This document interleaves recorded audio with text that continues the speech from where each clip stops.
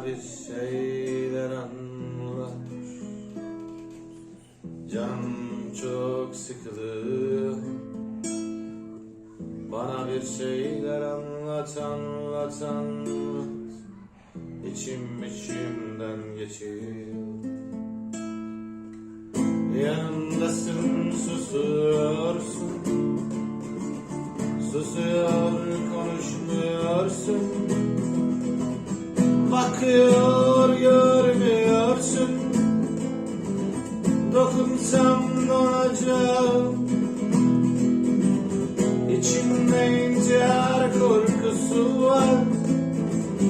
Bir gülsen ağlayacağım. Bir gülsen kendimi bulacağım.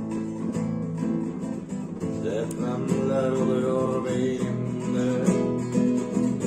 Dışarıda siren sesi var.